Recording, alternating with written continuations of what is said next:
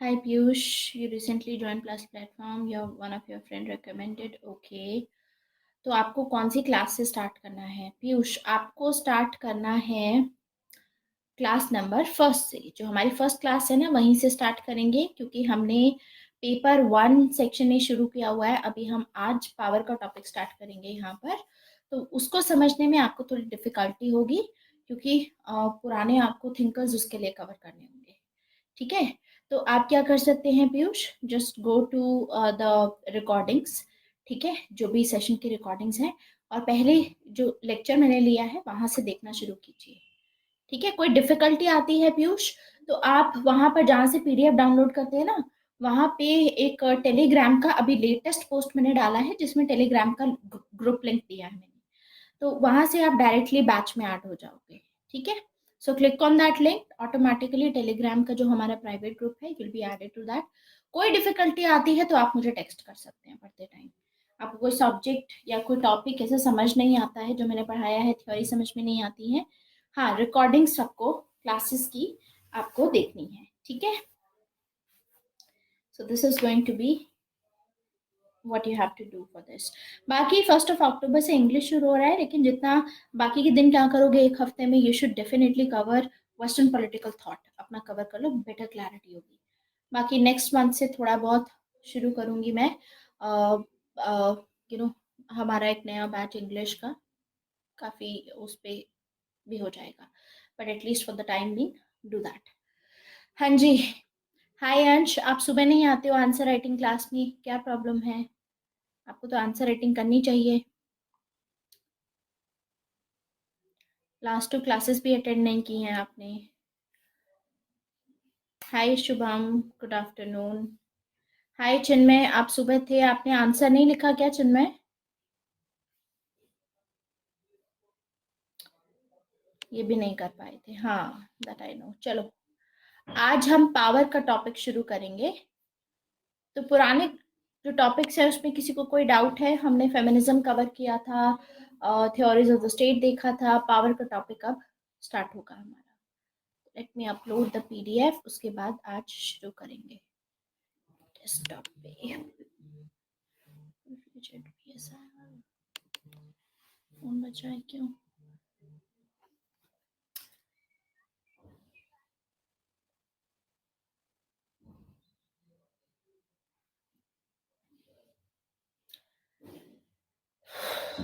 Previous year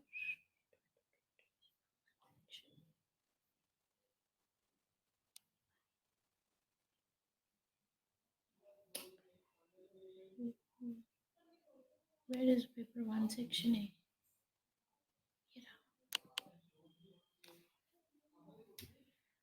okay, paper 1। अच्छा, इसमें format दूसरा दिखा रहा है ये, दैट्स व्हाई।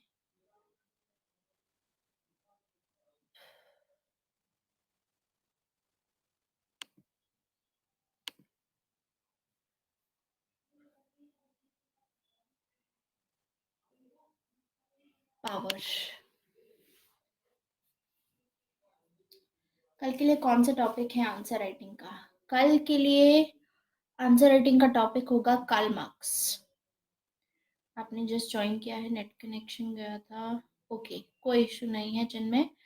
देखो, जितना प्रैक्टिस करोगे उतना आप लोगों को फायदा होगा। ठीक है, पोस्ट मॉडर्न फेमिनिज्म। अच्छा, पोस्ट मॉडर्न फेमिनिज्म, आज वैसे भी हम पोस्ट मॉडर्न के बारे में ही बात करेंगे। पावर को कवर करने से पहले हमारे लिए पोस्ट मॉडर्न, याद है मैंने आपको बताया था कि पोस्ट मॉडर्न की जो हमारी थ्योरी है वो हम कवर करेंगे पावर के टॉपिक में, पोस्ट मॉडर्न आइडियोलॉजी। तो आज हम पोस्ट मॉडर्निज्म ही समझेंगे। आज का हमारा पूरा फोकस इस पे होगा। अच्छा, इससे स्टार्ट करने से पहले मैंने एक पावर की क्लास ली थी, आई थिंक, एंड उस क्लास में शायद मैंने 15 मिनट की क्लास ली थी। कोई डिफिकल्टी हुई थी तो मैंने एंड कर दी थी क्लास। तो क्या वो उन लोगों ने सही कर दी थी दोबारा से, या वो 15 मिनट्स की ही अवेलेबल है अभी तक? हाँ, कार्ल मार्क्स का टाइमिंग रहेगा शुभम 8 बजे सुबह मॉर्निंग में। प्रीवियस आंसर्स मैं चेक कर दूंगी अंश, आप सुबह 8 बजे आओगे तो मैं फीडबैक वहां पे साथ साथ दे दूंगी। ठीक है, तो आप मुझे ये बताइए पावर वाला का क्या क्या उसका क्या हुआ था, या तो मुझे खुद ही चेक करना पड़ेगा, बिकॉज जहाँ तक मेरी नॉलेज में मुझे अभी याद आ रहा है, मुझे बस इतना याद है कि पावर में प्रॉब्लम ये हुई थी कि हमने टॉपिक तो लिया था, लेकिन 15 मिनट की वजह से मैंने इनको बोला भी था कि एंड कर दिया था मैंने सेशन, तो डिफिकल्टी थी। अच्छा, क्लास तो अभी शुरू नहीं हुई है, किसने डाउनवोट किसने किया आज की क्लास में? 100% डाउनवोट गया है। किसको प्रॉब्लम हुई है आज की क्लास से? अभी तो मैंने टॉपिक शुरू ही नहीं किया है। ओह, नो इश्यूज, कोई बात नहीं। पावर,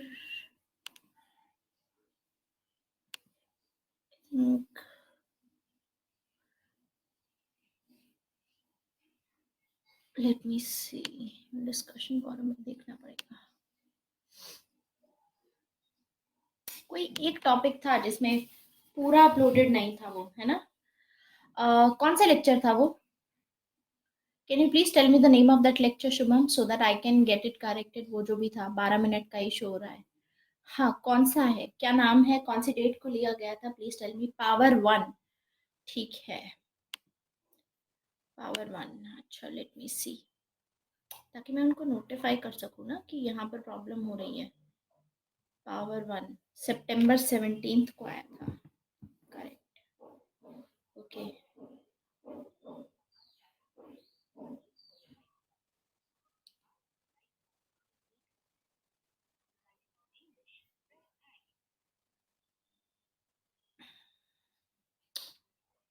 वेट लेट मी सी।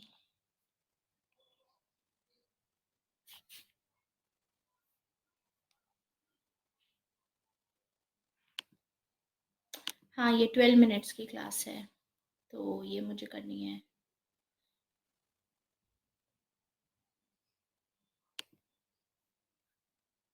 एक minute, let me notify.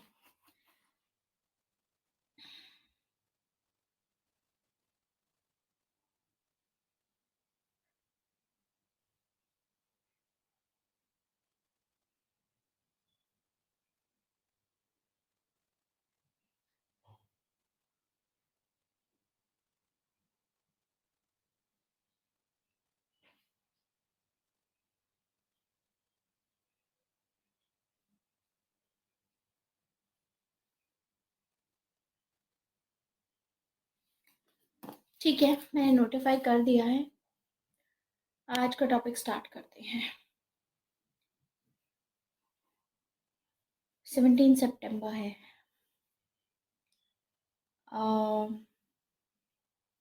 So let's start from the concept of power. अब पावर को स्टार्ट करने से पहले इम्पॉर्टेंट रहेगा हमारे लिए पोस्ट मॉडर्निज्म को कवर करना। पोस्ट मॉडर्निज्म की जो आइडियोलॉजी है उसको समझेंगे, उसमें थिंकर्स हैं उनके क्या व्यूज थे उसको समझेंगे। तो नई आइडियोलॉजी है, बहुत इंटरेस्टिंग है, लेकिन हो सकता है आप लोगों के लिए हल्का सा इसमें यू नो हल्का सा डिफिकल्ट रहे। ठीक है। Procedure of falsification, please explain once. Falsification, अच्छा Devendra, what is falsification? Tell me that first of all. ये हम कवर कर चुके हैं। कौन से टॉपिक से आपने ये चीज पूछी है फॉल्सिफिकेशन की, बताइए। कार्ल पॉपर की हमने फॉल्सिफिकेशन थ्योरी दी थी, कार्ल पॉपर ने। ये प्लेटो से है ना, राइट? प्लेटो में कार्ल पॉपर हमने पढ़ा था। कार्ल पॉपर का बेसिक प्रिंसिपल है, बेसिक साइंटिफिक प्रिंसिपल है जो इन्होंने यूज किया है, वो है प्रिंसिपल ऑफ फॉल्सिफिकेशन। तो what is the procedure of falsification? आप क्या करते हैं कि ये जो भी थ्योरी होती है साइंटिफिक होती है कि नहीं, तो उसके लिए आप अलाउ करते हैं कि ओपनली कोई भी क्वेश्चन कर सकता है उसको। ठीक है, कोई भी थ्योरी को कोई भी क्वेश्चन कर सकता है, और क्वेश्चन के बाद में that theory should be able to answer all the questions जो भी पूछे गए हैं, सारे जवाब उसके उस थ्योरी से निकलने चाहिए। तो वो होता है फॉल्सिफिकेशन का हमारा प्रोसीजर, कि आप उसको फॉल्सिफाई कर सकते हो। लेकिन हम क्या देखेंगे कि प्लेटो ने अलाउ ही नहीं किया कि कोई भी फिलोसोफर किंग की ओबीडियंस को क्वेश्चन नहीं कर सकता। इनको ओबीडियंस फॉलो करेंगे, that means you have to abide by what he has to say, and कोई भी इनकी विजडम को क्वेश्चन नहीं करेगा। जो भी इनका विजडम रहेगा, इनके डिसीजंस रहेंगे, nobody will be able to question it। ये चीज हमको देखने को मिलती है इन दिस पार्ट, ठीक है। तो it is from that perspective we see. और कार्ल मार्क्स को भी सेम ऐसे ही किया था इन्होंने, कि वो भी ओपन टू फॉल्सिफिकेशन नहीं है। क्यों? क्योंकि वो क्लोज्ड सोसाइटी है, दैट्स व्हाई। तो falsibility, the principle is falsibility, falsification is principle पे based है। Like science and philosophy have always worked together to always unravel the truth, to uncover the truth about the universe that we live in।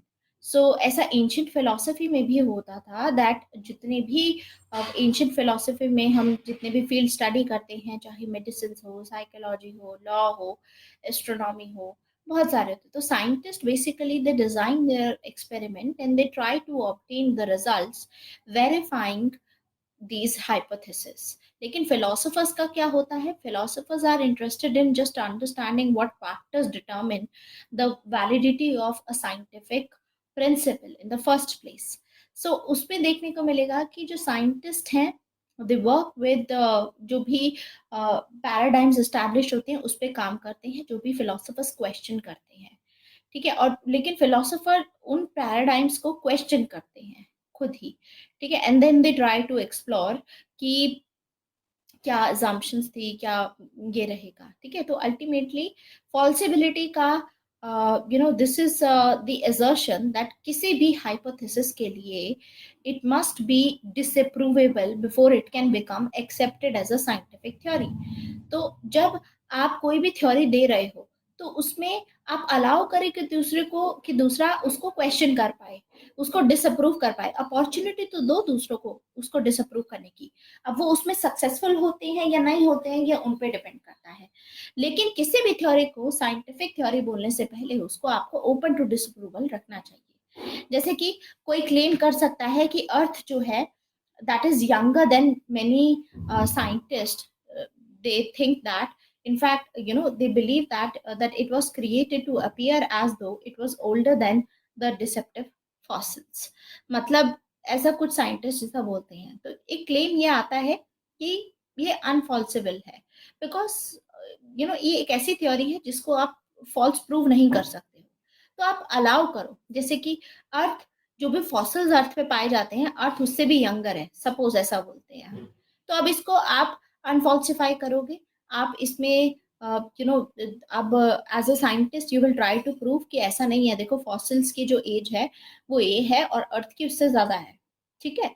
सो अगर आपको ऐसे पूरा data और arguments अपने prove करने पड़े तो बाय आर्ग्यूमेंट्स ओनली आप बोल सकते हो, किसी एविडेंस के बेस पे, कि साइंस है कि नहीं है, ये साइंटिफिक है कि नहीं है, ठीक है। तो you have to basically before accepting that scientific hypothesis you have to make sure कि there are enough opportunities for the other person to disapprove that, तब वो साइंटिफिक थ्योरी होगी। लेकिन कार्ल पॉपर के चलते, कार्ल पॉपर का कहना है कि ना तो हेगेल ऐसा बोलते हैं, ना ही हमारे जो कार्ल मार्क्स है वो ऐसा बोलते हैं, ना ही हमको प्लेटो देखने को मिलते हैं जो कि इतनी अपॉर्चुनिटी देते हैं लोगों को कि लोग फॉल्सिफाई कर सकें, लोग डिसअप्रूव कर सकें। आया समझ? That is the falsification. Okay Devendra, so now we will go for postmodernism। So we'll start with a new ideology today, which is postmodernism।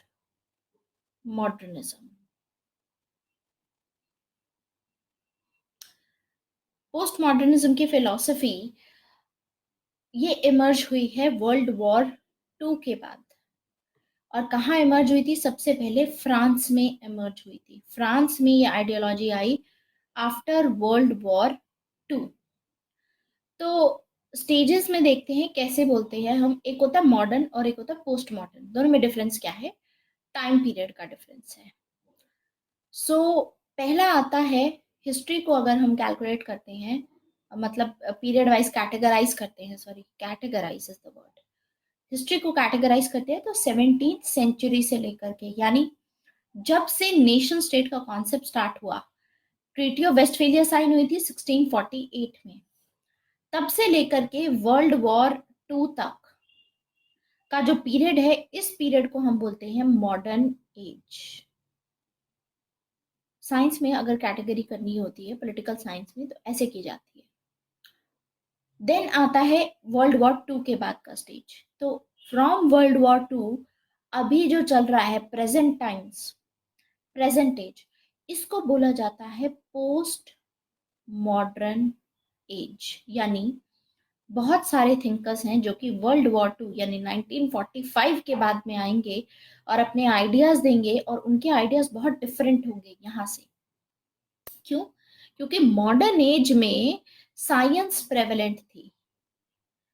कोई भी आपको डिसीजन लेना है तो रीजनिंग के बेसिस पे डिसीजन लिया जाता था, लॉजिक लगा करके डिसीजन लिया जाता था। लेकिन पोस्ट मॉडर्न में क्या होगा, ये लोग खुद बोलेंगे कि साइंस भी पूरा सच नहीं बताती है। आपको क्या लगता है, साइंस आपको 100% सच बताती है?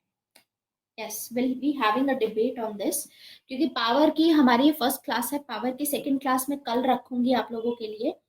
आई ट्राई कि कल हमारी कवर हो जाए, तो जो 15 मिनट का सेशन वहां पे हुआ था वो यहाँ पे कवर अप करेंगे हम। Yes, so what do you think? To some extent, not absolutely. Some extent का मतलब है पार्शियली। साइंस हमारे बहुत सारे ऐसे सवाल हैं गॉड को लेकर के, क्रिएशन को लेकर के, तो अब तक भी अनरेवल नहीं कर पाई है। साइंस में अभी भी हाइपोथेसिस पे काम चलता है। बिग बैंग थ्योरी, थ्योरी ही तो है एट द एंड, ठीक है? Yes, that there is no life after that. And अगर ऐसा है तो फिर री इनकार्सिनेशन क्या है? ऐसा है तो जो रीबर्थ होता है वो किस बेसिस पे होता है, क्या होता है उसमें, ठीक है? तो ये सब बातें इसमें की जाती हैं। तो पॉइंट इज, इन लोगों का कहना है कि साइंस भी अपने आप में पूरी सच्चाई नहीं बताता है हमको, तो हमको एक अलग नजरिया देखने की जरूरत है, ठीक है? तो यानी अलग नजरिया क्या होगा, किसी भी पहलू को अगर आप देखते हो, किसी भी चीज को अगर आप एनालाइज करने की कोशिश करोगे, उसका एक टाइप का एनालिसिस नहीं होता। उसका एनालिसिस वेरियस टाइप से हो सकता है। जैसे कि सपोज, अभी एग्जाम्पल, बहुत बेसिक आइडिया आपको बता रही हूँ, अभी थ्योरी पे नहीं जा रही हूँ मैं, तो टेक्निकलिटीज अभी बिल्कुल नहीं है। Suppose this is A and ये बी है।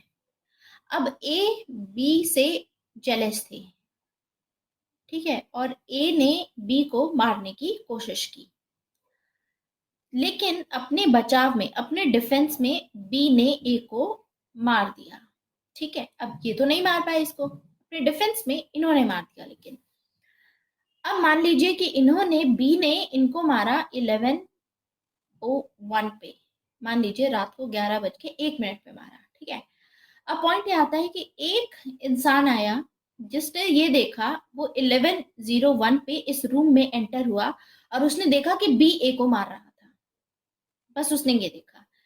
तो अब जब ये जाएंगे कोर्ट में, तो किसको पनिशमेंट मिलेगी? ऑब्वियसली बी को पनिशमेंट मिलेगी। क्यों? क्योंकि विटनेस है यहाँ पर, विटनेस ने ये देखा कि बी उसको मारा था, विटनेस ने ये नहीं देखा कि हो क्या रहा था।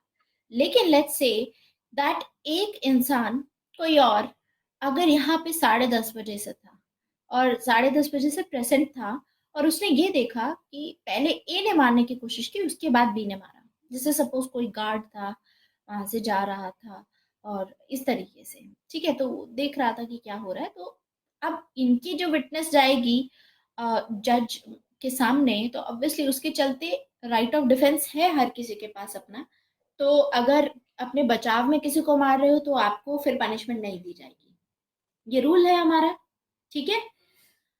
तो इससे क्या पता चलता है हमको? इससे पता चलता है कि किसी भी इंस्टेंस को, किसी भी केस को जो देखने का नजरिया होता है वो डिफरेंट होता है। आप किस समय आए हो, कौन सी टाइम, कौन सी स्पेस पे, कब, कौन सी जगह पे आप प्रेजेंट हो, वहां से आपको जो दिखाई देगा वो चीज हो सकता है पूरा सच ना हो, पूरा सच कुछ और हो सकता है। अब लेट्स से दैट जब ये गार्ड आया तो गार्ड ने सिर्फ ये देखा था कि ए इसको मारने की कोशिश कर रहा था, दैट्स इट। गार्ड उसके बाद चला गया, उसने देखा कि यार ये तो लड़ रहे हैं और मतलब लड़ेंगे ही, मारेंगे थोड़ी ना एक दूसरे को, तो गार्ड चला गया। लेकिन जब दूसरा इंसान आया तो उसने देखा कि बी ने ए को मारने की कोशिश की। सो अल्टीमेटली ये पूरा चीज जो है, दिस इज रिलेटिविटी। आपने आइंस्टाइन पढ़ा है, आइंस्टाइन ने अपनी थ्योरी ऑफ रिलेटिविटी में भी यही बोला था। तो आइंस्टाइन हमारे पोस्ट मॉडर्न एज में आएंगे, ठीक है। आइंस्टाइन का कहना होगा कि किसी एक पर्टिकुलर टाइम और स्पेस से अगर आप एक चीज को देखोगे तो आपको वो चीज बहुत अलग दिखाई देगी। तो टाइम एंड स्पेस की बात की गई कि ये रिलेटेड होता है आपस में, कि कौन सी टाइम में कौन सी स्पेस पे आप कहाँ प्रेजेंट हो, क्या देख रहे हो, सब चीजें ऐसे होती है, रिलेटेड होती है। ठीक है, तो सब कुछ रिलेटिव है, कुछ भी एब्सोल्यूट नहीं है, इसका मतलब सब चीजें रिलेटिव है। कोई भी सच्चाई आपको पूरी तरीके से नहीं पता होगी, हमेशा कुछ ना कुछ रह ही जाएगा हमेशा। जैसे मॉडर्न हिस्ट्री में भी हम देखते हैं कि आपस में जो हिस्टोरियंस हैं लड़ते रहते हैं एक दूसरे के साथ में। कुछ बोलते हैं कि हड़प्पन वैली सिविलाइजेशन 3300 से स्टार्ट हुई थी, कुछ बोलते हैं 3500 बीसी से स्टार्ट हुई थी। तो इनका भी अपना ओपिनियन है अलग अलग। ऐसे ही हम पॉलिटिकल साइंस जब पढ़ते हैं, स्टेट का कॉन्सेप्ट हमने पढ़ा, तो हमने देखा अलग अलग थिंकर्स ने अलग अलग नजरिया अपना दिया। गलत कोई नहीं है। इसीलिए पोस्ट मॉडर्न थ्योरी का मानना है there is no single truth. ठीक है, there is no single truth.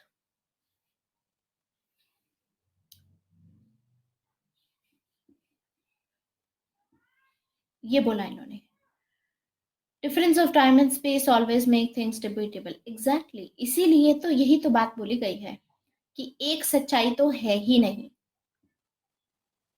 कोई भी चीज एब्सोल्यूट में नहीं हो सकती, ये बोला है इन लोगों ने। ठीक है, तो मॉडर्न स्टेट में वापस आते हैं, यानी मल्टीपल ट्रूथ होते हैं। Yes, exactly. तो समझ में आ रहा है प्रांजल, उमंग, आप लोगों को समझ में आ रहा है? तो मॉडर्न और पोस्ट मॉडर्न स्टेट की अब बात करते हैं।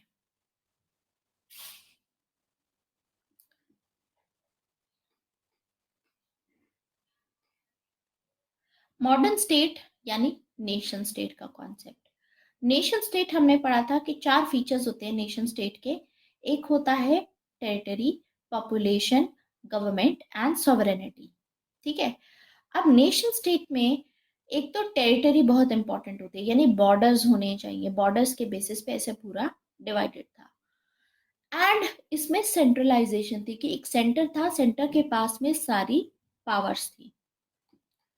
अब हमको देखने को मिलेगा मेडिवियल एज में हमने देखा कि रिलीजन डोमिनेंट था, यानी सारे जो डिसीजन थे भगवान के नाम पे लिए जाते थे।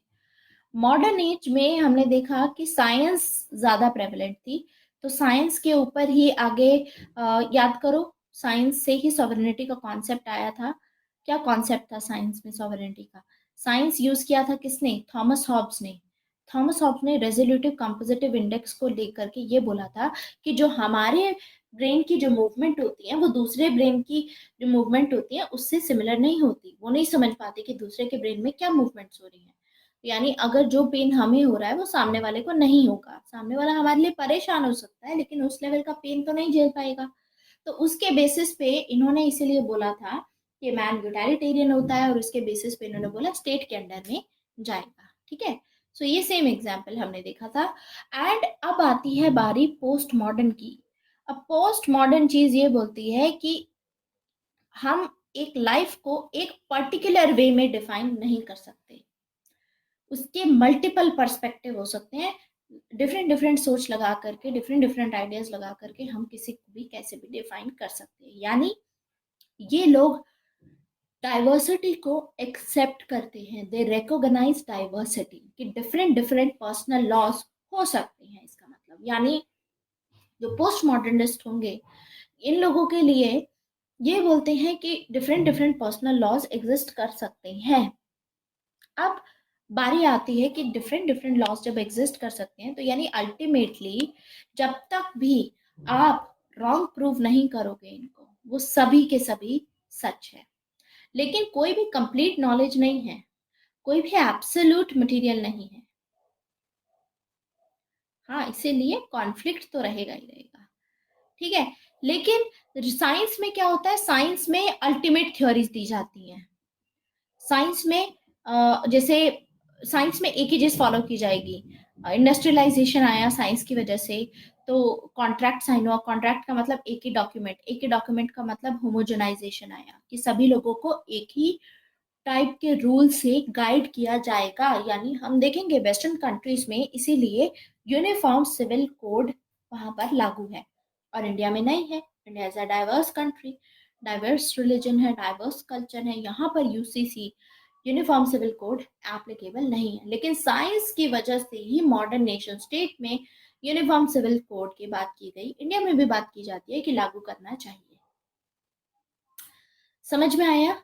तो मॉडर्न स्टेट का मतलब है स्टैटिक। इसका मतलब मॉडर्न जो एज में हमारा साइंस को लेकर के जो परसेप्शन था वो ये कहता था कि ये जो स्टेट है, जो ये जो यूनिवर्स है, ये स्टैटिक है। मॉडर्न का कहना था कि यूनिवर्स इज स्टैटिक, इतने का इतना ही है यूनिवर्स।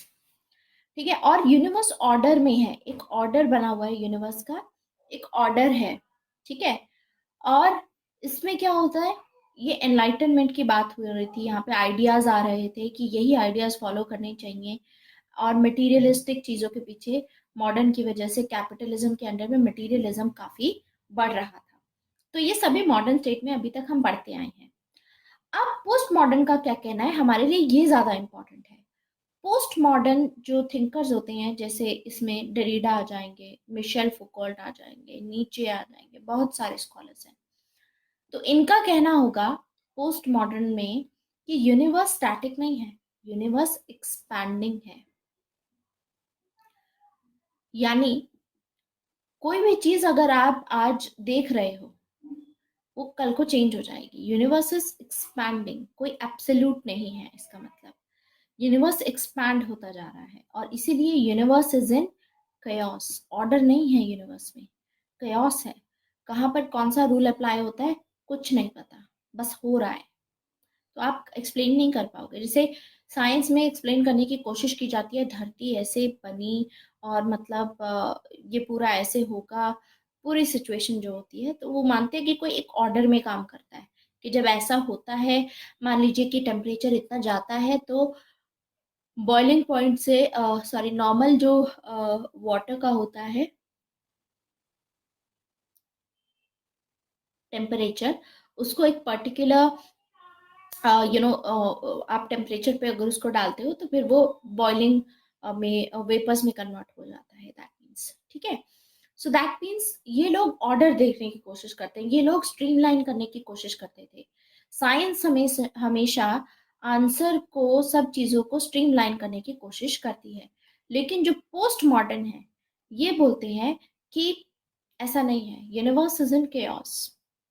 आप समझ ही नहीं सकते कहाँ पर क्या चीज हो रही है। तो मतलब कोई भी जो फंक्शनिंग है इसकी, एक आप समझ ही नहीं पाओगे कि फंक्शन ये कैसे फंक्शन कर रहा है। मतलब ठीक है, फंक्शनिंग कैसे भी हो सकती है, जैसे कि ब्लैक होल्स। ब्लैक होल्स को अभी तक भी हम समझ नहीं पाए हैं अच्छे से। और यहाँ पर एनलाइटनमेंट की बात की जाती है ना, कि अब हमको दोबारा से ज्ञान आया, एनलाइटनमेंट आया दोबारा से, तो लोग रैशनैलिटी के पीछे भागे, फिर रीजन लगाया लोगों ने। यहाँ बोलते हैं कि एनलाइटनमेंट जैसी कोई चीज नहीं है। There is no light, there is no light.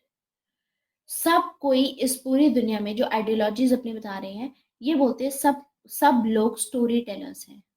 कोई भी कंप्लीट सच नहीं जानता है, कोई कंप्लीट सच कभी जान भी नहीं पाएगा। सब लोग बस स्टोरी टेलर्स हैं, सब कहानियां बताते हैं आपको अपने हिसाब से। और जो मैक्सिमम लोग मान लेते हैं जिसको, वो सच बन जाता है ना। जो मैक्सिमम लोगों ने माना वो सच बन जाएगा। तो मतलब यानी कोई भी सच है नहीं, सच मैन्युफैक्चर किया जाता है, सच क्रिएट किया जाता है, सच है नहीं इस पूरी दुनिया में। ये कहना है पोस्ट मॉडर्न का। मतलब कॉम्प्लेक्स है, ये भी एक डिस्कोर्स। हाँ, पोस्ट मॉडर्निज्म की जो आइडिया है डिस्कोर्स पे काम करता है, कि डिस्कोर्स होते हैं। जो नॉलेज आपको पता है आज के टाइम पे वो भी डिस्कोर्स है। आपको लगता है कि आपको नॉलेज है, आपको नॉलेज नहीं है, आपको तो स्टोरीज पता है। आपको जिस हिसाब से बताया गया है आप वही बता रहे हो, या हो सकता है अपने हिसाब से आप कुछ बता रहे हो, लेकिन आप भी खुद डिस्कोर्स दे रहे हो। Everything is a discourse today. तो यानी कोई कुछ बोल रहा है तो झूठ भी बोल सकता है। किसने बोला कि ये इंसान सच बोलेगा? झूठ भी तो हो सकता है। ठीक है, तो पॉइंट इज, हर कोई स्टोरी टेलर है, सब कहानियां बता रहे हैं। सच मैन्युफैक्चर किया जाता है, सच कुछ होता नहीं है, सच को हम डिस्कवर नहीं करते, सच को मैन्युफैक्चर किया जाता है। जिस चीज को हम मेजॉरिटी में मान लेंगे सारे लोग मिलकर के, उस चीज को हम सच मान लेते हैं। ठीक है, उस चीज को हम सच मान लेते हैं। Was this because of Hitler's regime and his false propaganda? Yes, ये भी हो सकता है। बहुत सारी चीजें हो सकती हैं ऐसे तो।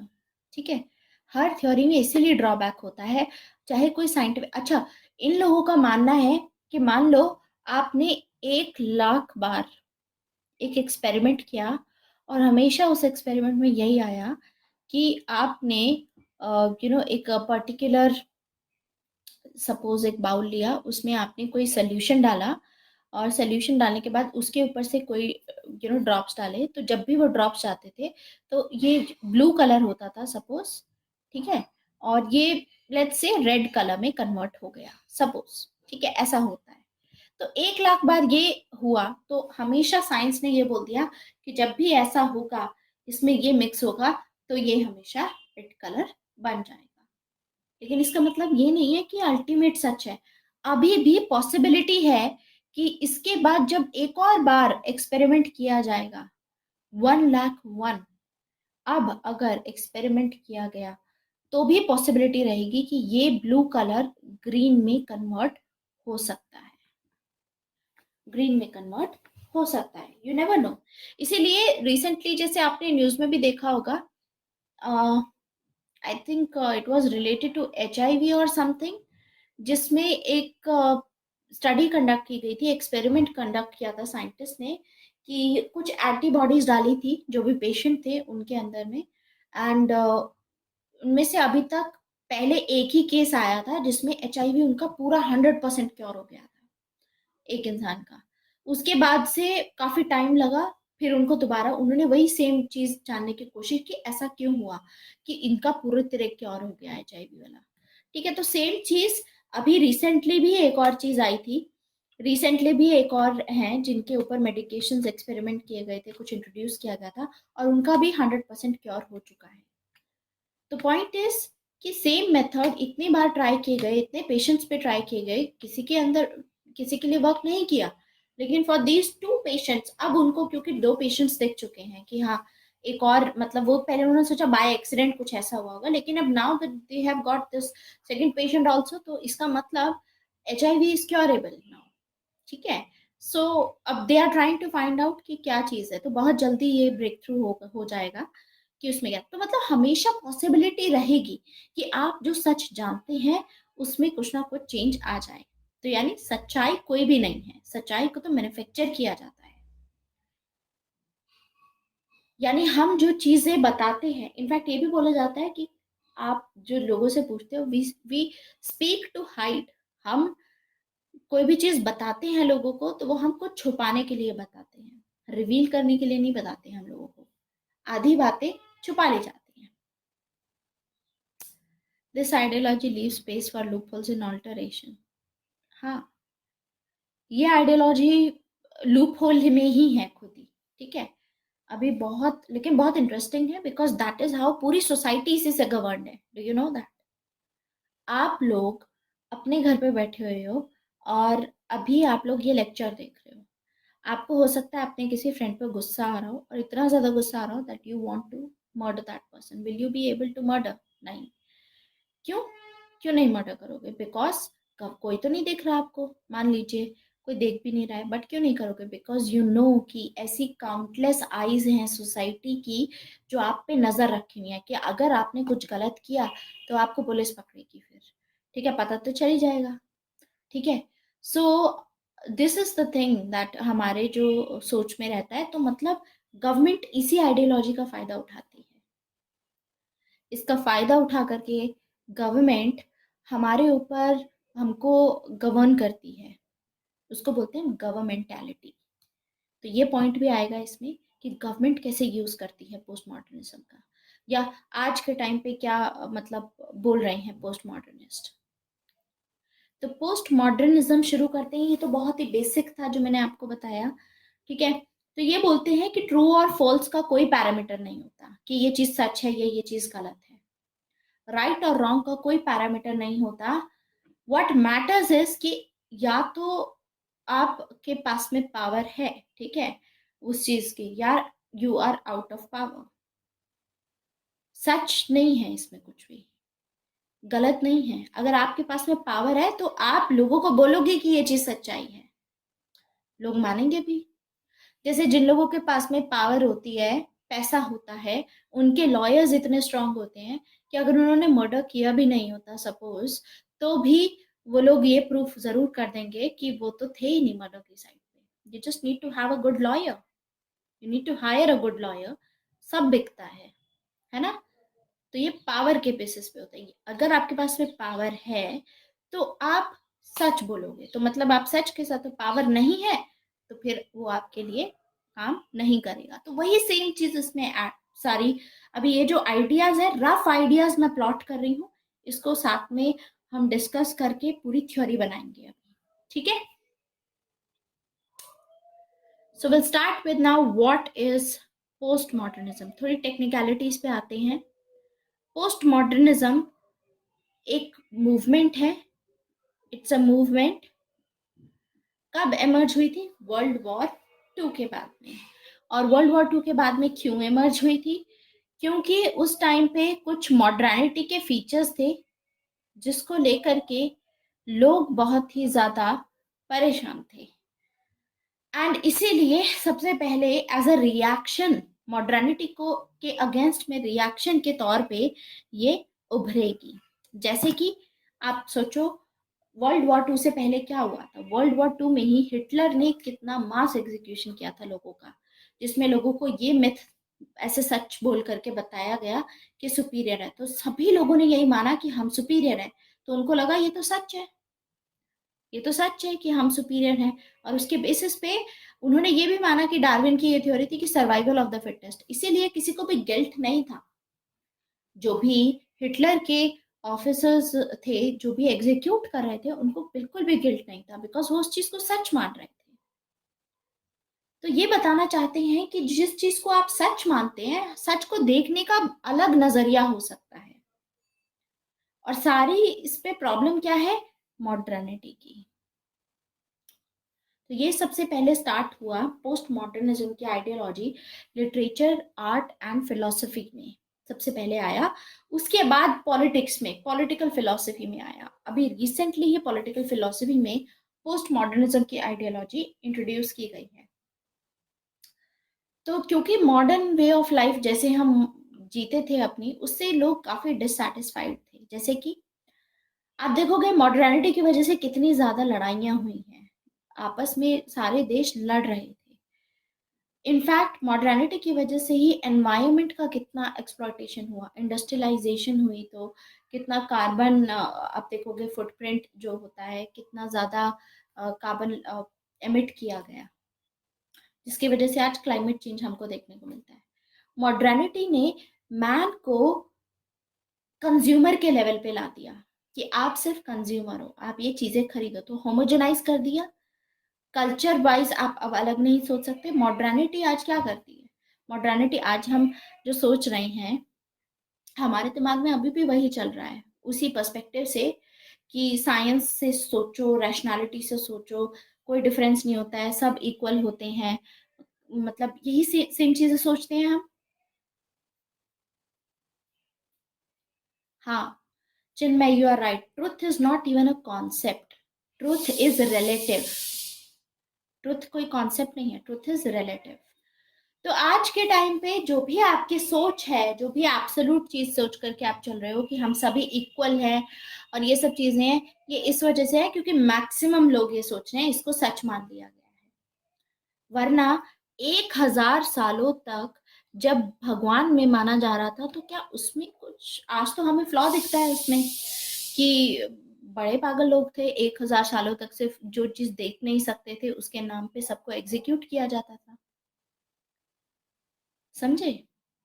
सो ऐसा क्यों था कि उस टाइम पे लोग गॉड में इतना बिलीव करते थे? क्यों? क्योंकि उस टाइम पे मेजॉरिटी लोग इसमें मानते थे, तो ये सच बन गया। इसीलिए वहां पर मेजॉरिटी डिस्कोर्स, यानी मेजॉरिटी लोग इसीलिए गॉड के बताए हुए रास्ते पे चल रहे थे।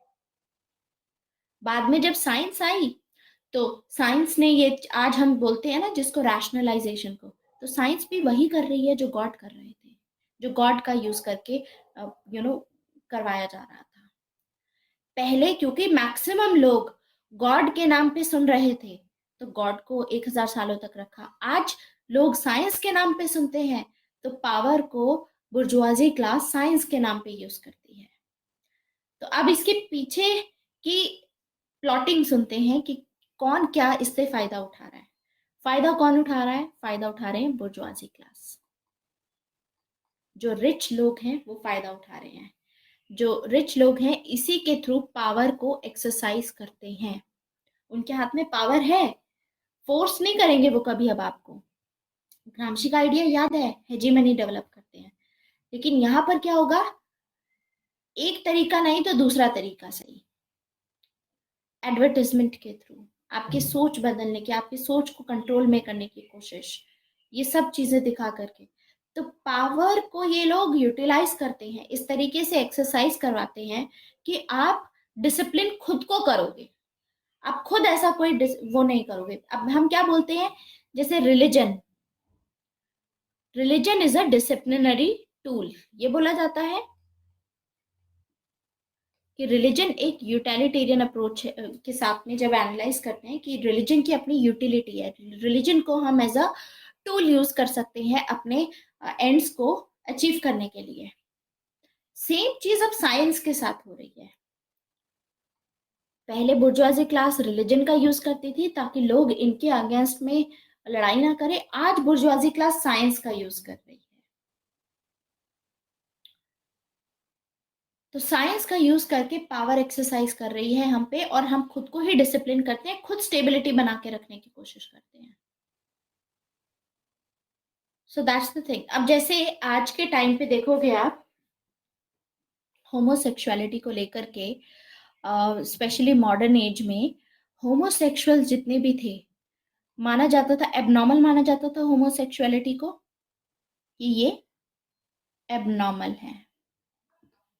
ठीक है, एबनॉर्मल है। और हेट्रोसेक्सुअलिटी को सही माना जाता है कि जब हस्बैंड वाइफ की शादी होती है वो एकदम परफेक्ट चीज है। होमोसेक्सुअल तो एबनॉर्मल। ठीक है, मतलब तुम तो भगवान के, नेचर के नियम के खिलाफ जा रहे हो, ऐसा बोलते हैं। लेकिन ये जो पोस्ट मॉडर्निस्ट होते हैं, इनका कहना है कि ऐसा इसलिए है क्योंकि आज के टाइम पे मेजॉरिटी जो जनता है वो हेट्रोसेक्सुअल है। आज के टाइम पे पूरे वर्ल्ड में मैक्सिमम लोग हेट्रोसेक्सुअल हैं, मतलब ऑपोजिट सेक्स से शादी करते हैं। हो सकता है आगे जाकर के मेजॉरिटी लोग अगर होमोसेक्सुअल्स हो जाएंगे, यानी मान लो अगर 95% जनता या 98% जनता होमोसेक्सुअल हो जाती है, तो होमोसेक्सुअलिटी को नॉर्मल माना जाएगा और हेट्रोसेक्सुअलिटी को फिर एबनॉर्मल माना जाएगा। तो यानी बताने की कोशिश ये की जा रही है कि सही गलत कुछ नहीं होता, वो मेजॉरिटी लोग जिसमें मानते हैं वो सच बन जाता है। That's the thing. Truth always, yes, goes with majority. ठीक है, सो ये आइडिया था इनका। एंड पोस्ट मॉडर्निज्म में काफी डिससेटिस्फेक्शन था मॉडर्न वे ऑफ लाइफ को लेकर के। तो मॉडर्न वे ऑफ लाइफ को के चलते बहुत सारी वॉर्स हुई थी, होमोजेनाइजेशन हुआ था, लोग एक जैसे ही मानने लग गए थे, होमोजेनाइजेशन हुआ था। मॉडर्निटी के चलते ये सब चीजें बताई गई थी। तो पोस्ट मॉडर्निज्म ऐसी फिलोसफी की तरह, एक स्कूल ऑफ थॉट की तरह इमर्ज हुआ। जैसे कि इसमें कौन कौन से स्कॉलर्स होंगे, उन स्कॉलर्स के बारे में बात करेंगे। तो पोस्ट मॉडर्निज्म के जो स्कॉलर्स हैं वो ये बोलते हैं कि कोई भी फाइनल नॉलेज नहीं है, कोई भी एब्सोल्यूट नॉलेज नहीं है। भगवान या जो सच जिसको हम बोलते हैं is dead, truth is dead, God is dead. कोई भी एब्सोल्यूट चीज नहीं है, सब वेरिएशंस हैं, सब डिस्कोर्सेस हैं, कोई भी सच नहीं बता रहा है। कोई भी सच नहीं बता रहा है आपको, तो इसमें आइंस्टाइन की रिलेटिविटी की भी थ्योरी आती है। ठीक है, तो वही सेम चीज उस पॉइंट ऑफ व्यू से हम देखेंगे, इसको समझने की कोशिश करेंगे। तो एक्सपोनेंट देखते हैं कौन कौन से लोग हैं जो इसको सपोर्ट करते हैं, पोस्ट मॉडर्निज्म को। So these people do not believe both science and religion. Yes, Raghav, they don't believe in not even in science, not even in religion. ठीक है, so first of all post modernism जो word है, सबसे पहले किसने use किया था post modernism? This word postmodernism is for the first time used by Lyotard. Very important name. Lyotard is a French thinker. This philosophy has emerged in France. तो French thinker हैं, इन्होंने अपनी बुक लिखी थी the post modern condition. Book का नाम क्या है? The post modern condition. इन्होंने बुक लिखी थी और अपनी बुक में ये बोला था इन्होंने कि पोस्ट मॉडर्निज्म को इन्होंने डिफाइन किया, सबसे पहले ये वर्ड यूज किया और उन्होंने ये बोला कि सब कुछ मेटा नरेटिव्स हैं। मेटा नरेटिव्स मतलब कि कोई भी एक ग्रैंड थ्योरी नहीं है। There is no grand theory. बहुत सारी स्टोरी चल रही है वर्ल्ड में, जो सबसे ज्यादा लोग एक्सेप्ट कर लेते हैं वो बन जाती है सच, अदरवाइज सब मेटा नरेटिव है, सब स्टोरी टेलर है।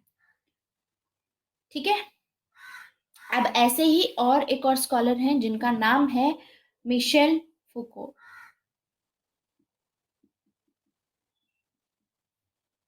इन्होंने 3 बुक्स लिखी हैं। पहली आती है मैडनेस एंड सिविलाइजेशन।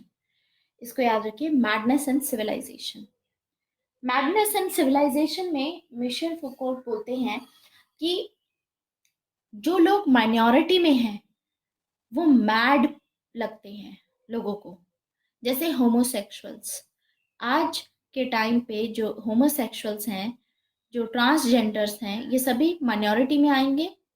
तो माइनॉरिटी में हमेशा लोग पागल लगते हैं। जैसे कि अगर हम सबका ये बिलीफ है कि earth is the centre of the universe और हमारी क्लास में से एक बच्चा ये बोलता है कि नहीं, sun is the centre of universe, तो सारे के सारे मिलकर के पागल बोलेंगे उसको। ठीक है, लेकिन पॉसिबिलिटी है कि ये रॉन्ग प्रूफ हो सकता है। तो पॉइंट इज हु नोस कि ये भी सच है कि नहीं, क्योंकि सेंटर तो फिर सोलर सिस्टम का कुछ और भी हो सकता है। अभी फिलहाल के लिए हमें लगता है कि सेंटर तो सन है, कुछ और भी तो हो सकता है, क्या पता।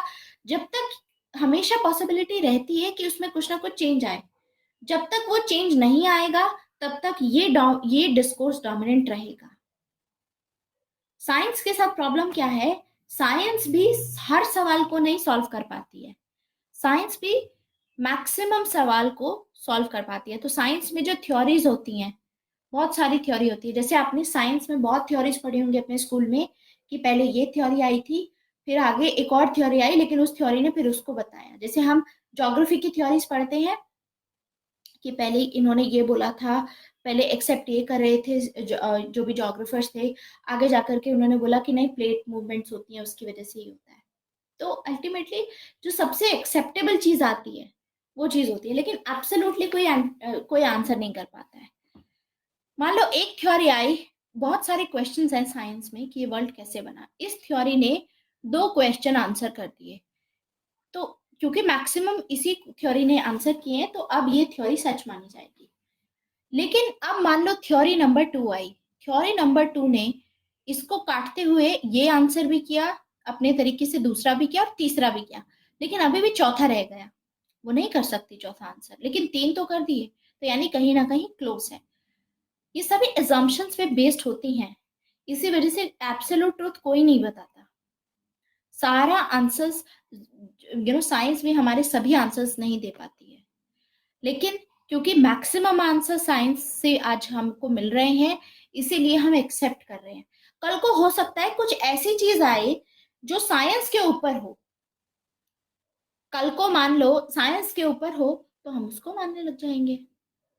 ठीक है, अब जैसे रिसेंटली आपने एक न्यूज देखी होगी कि यूएस मिलिट्री आई थिंक, और पता नहीं ऐसा ही कुछ हुआ है कि जो यूएफओ साइटिंग्स हुई थी अभी, कुछ साल पहले, तो जो फोटोज वगैरह लिए गए थे, तो उन्होंने ये एक्सेप्ट किया है कि वो रियल में यूएफओस थे। पढ़ा है आपने? ये कुछ ऐसी भी न्यूज़ थी। तो पता नहीं वो कितना डिस्कोर्स है या क्या चीज़ है, but this is the thing. तो ये नेवर नो। नहीं, ये चीज़ अभी थी, थोड़े दिनों पहले ही थी, आई थिंक एक हफ्ते पहले ही ऐसा कुछ हुआ था। तो पॉइंट इज कि, है ना, 3-4 दिन पहले आई थी ये न्यूज़। तो वही सेम चीज़ है। हो सकता है कि साइंस के बियॉन्ड भी कोई ऐसी हमको चीज़ मिल जाए। आज के टाइम पे तो हमको सिर्फ एक चीज़ पता है, साइंस या गॉड या rationalization, reasoning without god, maybe that way.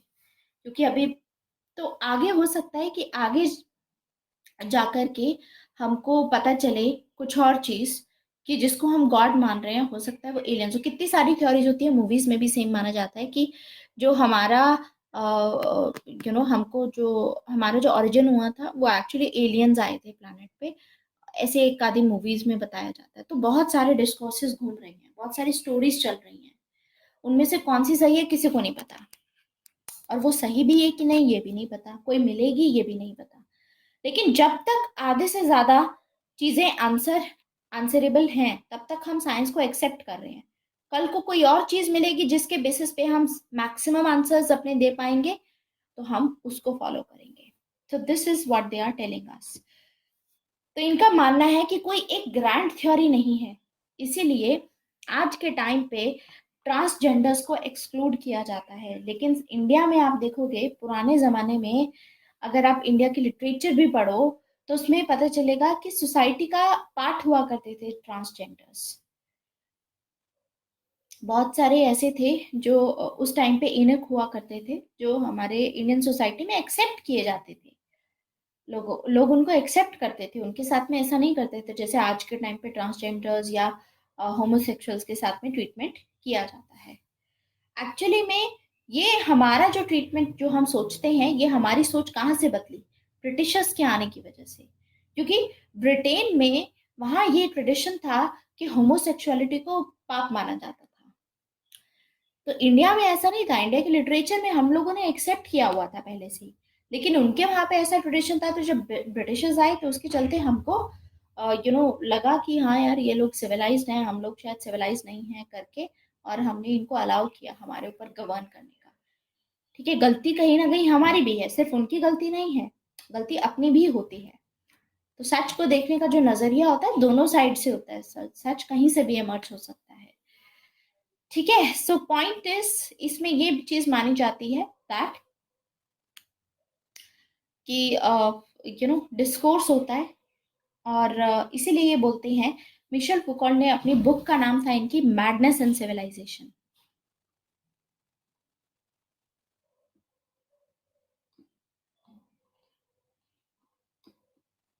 Madness and civilization book में इन्होंने बोला था कि जो लोग माइनॉरिटी में होते हैं उन लोगों को पागल समझा जाता है, और हम उन लोगों को एबनॉर्मल मानते हैं जिनको हम समझ नहीं सकते। इसीलिए मिशेल फुकॉल्ट का कहना था कि साइंस भी बहुत ज्यादा लिमिटेड है, क्योंकि सब कुछ एक्सप्लेन नहीं करती है साइंस। लेकिन इसका मतलब ये नहीं है कि कुछ चीज मतलब मैड हो गई या एबनॉर्मल हो गई या बहुत स्ट्रेंज हो गई। साइंस में क्या बोला जाता है? साइंस में बोला जाता है जो चीज साइंटिस्ट नहीं पता लगा पाते कि किस वजह से हुआ, उस चीज को वो स्ट्रेंज में डाल देते हैं, that this is very strange, कि एक बहुत स्ट्रेंज डिस्कवरी हुई या ऐसा कुछ हुआ।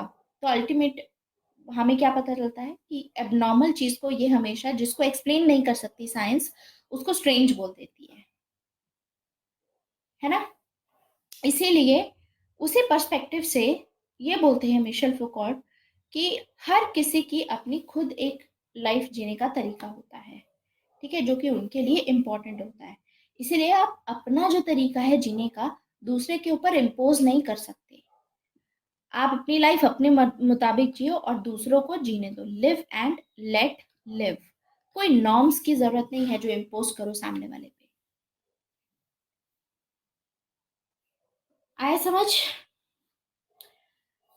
तो मतलब हर किसी के अपने डिस्कोर्स है, हर कोई अपनी स्टोरी बता रहा है, ऐसा नहीं है कि कोई सच है, समाज सच बोल रहा है तो समाज में क्या मुंह दिखाओगे, समाज के हिसाब से चलो, क्योंकि समाज हमेशा सच बोलता है, समाज झूठ थोड़ी ना बोलेंगे, लोग ऐसे बोलते हैं, राइट।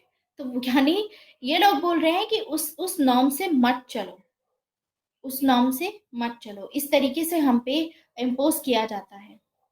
ये जो मेजोरिटी लोग मिलकर के आकर के हम लोगों को एबनॉर्मल बोलते हैं। जैसे आप में से आपके सारे फैमिली मेंबर्स चाहते हैं कि आप आईएएस ऑफिसर बनो, लेकिन आप में से कोई कोई डिफरेंट करना चाहता है कुछ, you don't want to be in a job. Suppose आपको बोला जाता है कि आप यू नो एसबीआई में पीओ बन जाइए, या यहाँ पर इस तरीके से जॉब ले लीजिए। आपके फैमिली मेंबर्स बड़े खुश होंगे, क्योंकि आप उनके वो चीज़ अपनी थोप रहे हैं। लेकिन हो सकता है कि आपको नहीं खुशी होगी उस चीज में, you are not personally liking, आपकी पर्सनल डेवलपमेंट नहीं हो रही है, तो आप जॉब छोड़ सकते हैं। ये इस डिस्कोर्स के बेसिस पे कि हर किसी का अपना परसेप्शन है सही गलत का। ये नहीं है कि वो कह रहे हैं सच है तो इसका मतलब सबके लिए सच हो गया।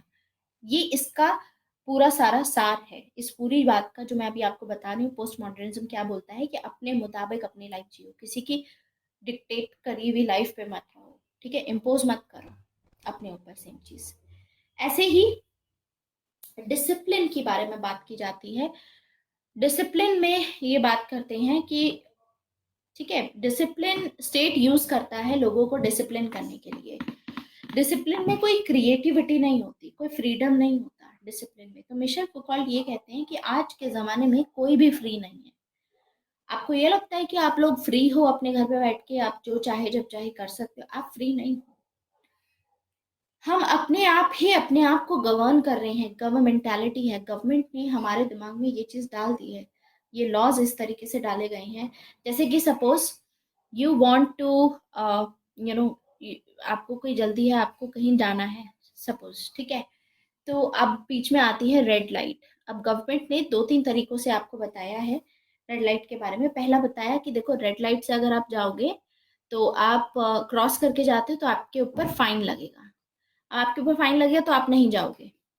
फिर दूसरा तरीका होता है, उसके बावजूद भी कुछ लोगों के पास में बहुत पैसा होता है तो वो लोग रेड लाइट क्रॉस करके चले जाते हैं कि ठीक है, फाइन लगेगा, गाड़ी बॉन्ड होगी, चलने दो कोई बात नहीं, लेकिन कोई खड़ा ही नहीं है तो आई शुड गो, ठीक है, क्योंकि उनको जल्दी होगी। दूसरों को ऐसे बताया जाता है कुछ लोगों को कि रेड लाइट्स पे रहा करो क्योंकि आपकी सेफ्टी के लिए इंपॉर्टेंट है। तो बताने का तरीका अलग अलग है, लेकिन गवर्नमेंट करना एक ही चीज चाह रही है कि रेड लाइट जब है तो कोई निकले ना। और ये जो तरीका है, क्यों हमको ऐसा बोला जाता है कि रेड लाइट पे मत निकलिए और ये सब चीजें, गवर्नमेंट हमको डिसिप्लिन करने की कोशिश कर रही है। ये एक डिसिप्लिन का करने का वे है, ताकि आगे जाकर के गवर्नमेंट जब कोई ऐसा डिसीजन लेती है जो शायद हमको ना पसंद आए, या हो सकता है हमको लगे कि ये तो हमारे फायदेमंद के लिए नहीं है, हमको फायदा नहीं करेगा, लेकिन फिर भी हम उसको लॉ को फॉलो करेंगे। क्यों? क्योंकि हम वैसे अपने आप को, अपने माइंड को ऐसा बना लेते हैं कि जो बोला है वो हमको करना पड़ेगा। वी थिंक ऑलवेज कि हमको कोई देख रहा है, अगर हमने ये नहीं किया तो हमको पनिशमेंट मिलेगी। तो इसमें ये एक एग्जाम्पल देते हैं बेंथम का। बेंथम के एक एग्जाम्पल से काफी ज्यादा ये इंस्पायर्ड थे मिशेल फुको। बेंथम का एग्जाम्पल है पेनॉप्टिकॉन का। पेनॉप पेनॉप्टिकॉन पेनॉप्टिकॉन का एग्जाम्पल क्या बोलता है? पेनॉप्टिकॉन मतलब प्रिजन के टाइप का होता है। प्रिजन होता है ना, जैसे पेनॉप्टिकॉन होता है ऐसे। ये प्रिजन है। यहाँ पर बीच में एक टावर है जिसपे दो हमने पुलिस वाले खड़े कर दिए। अब यहाँ पर सेमी सर्कल में ऐसे सेमी सर्कुलर प्रिजन है, जेल है ऐसे, ठीक है, सेमी सर्कल में। यहाँ पे सभी जो कैदी हैं वो यहाँ पर बंद हैं। अब यहाँ पे बंद क्या है, इन कैदी को ये भी अलाउ किया जा रहा है कि आप ऊपर से नीचे जहाँ चाहें वहां जा सकते हैं, ठीक है। इनको इनके रूम्स में बंद नहीं किया है। लेकिन ऊपर क्या है, अब रादर देन कि एक कैदी के ऊपर एक हवलदार खड़ा किया जाए, इन्होंने क्या किया, एक टावर क्रिएट किया और सर्वेलेंस। उसके बाद हर एक जो कैदी है वो बहुत बच बचा के काम करेगा। जो भी करना है, अगर किसी को जेल तोड़ के बाहर भी निकलना है तो बहुत सोच समझ के करेगा, क्योंकि उनके ऊपर यही चीज होगी कि हमको मॉनिटर किया जा रहा है 24 घंटे। जबकि सिर्फ दो ही बंदे हैं, किस किस को मॉनिटर करेंगे? लेकिन उनकी साइकोलॉजी में तो ये रहेगा ना, मैन पावर इतनी नहीं है इनको एक एक प्रिजनर को देखने के लिए कि कितना है, लेकिन इनकी साइकोलॉजी में, इनके दिमाग में हमेशा यही रहेगा कि हमको मॉनिटर क्योंकि ऐसे किया जा रहा है, तो हम ये लोग एक्शंस बहुत सोच समझ के लेंगे, इसीलिए तो ये अपने आप को खुद डिसिप्लिन करेंगे। कोई ऐसा लड़ाई वड़ाई नहीं करेंगे, क्योंकि इनको पता है कि अगर इन्होंने ऐसा कोई स्टेप उठाया तो इनको फिर वो जो काल कोठरी होती है जहां पर लाइट भी नहीं आती है, वहां डाल देंगे। जैसे सीक्रेट गेम्स आपने देखा होगा, उसमें डाला था ऐसे, सेम चीज। जो जो चीजें आप देखते हो अपनी रियल लाइफ में, उससे रिलेट करने की कोशिश करोगे तो आपको ये पूरा आइडिया समझ में आएगा कि पेनॉप्टिकन का आइडिया ऐसा था, जिसमें ये बोला कि ज्यादा, अब देखो इतनी मैन पावर तो है नहीं कि जितने क्रिमिनल हैं उतने ही हमको पुलिस वाले लगाने पड़े, फिर तो क्या ही होगा, गवर्नमेंट इतना उठा भी नहीं सकती है पैसा, इतना पैसा है भी नहीं गवर्नमेंट के पास में, गवर्नमेंट किस किस को सैलरी देगी, इसीलिए गवर्नमेंट ऐसे आपको डिसिप्लिन करने की कोशिश करती है। ठीक है, तो यानी कुछ ऐसे नैरेटिव्स यूज किए जाते हैं कि जैसे मान लो इंडिया में भी नैरेटिव यूज किए जाते हैं।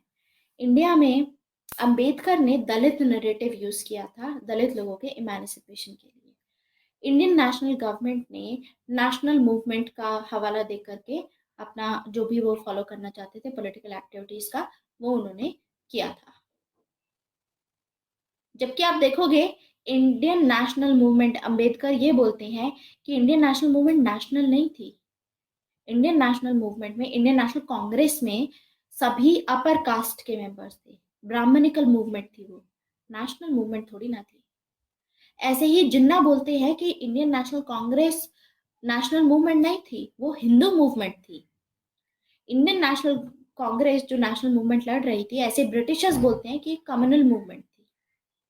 ऐसे ही कम्युनिस्ट बोलते हैं कि ये तो बुर्जुआजी मूवमेंट थी, कि इसमें तो सारे बुर्जुआजी क्लास के ही हैं जो चाहते थे कि आजादी मिले ताकि इनको आगे जाके फायदा हो। तो ऐसा नहीं है कि ये गलत भी हो सकते हैं, सही भी हो सकते हैं, लेकिन ये लोग, लेकिन नरेटिव्स इस तरीके से यूज किए जाते हैं, इसीलिए हमको हर एक नरेटिव को समझने की जरूरत है कि उन्होंने ऐसा क्यों बोला। हम ये थोड़ी ना बोलेंगे कि नहीं देखो उन्होंने आजादी दिलाई हमको तो ऐसा झूठ बोल रहे हैं बाकी सब। अंबेडकर झूठ बोल रहे हैं, जिन्ना झूठ बोल रहे हैं, कम्युनिस्ट झूठ बोल रहे हैं कि इंडियन नेशनल कांग्रेस बुर्जुआजी नहीं थी, हिंदू मूवमेंट नहीं थी, और ब्राह्मणिकल मूवमेंट नहीं थी। अगर सच नहीं है तो झूठ भी नहीं है, समझे। तो मल्टीपल सच्चाई यहीं पे हमको देखने को मिलती है।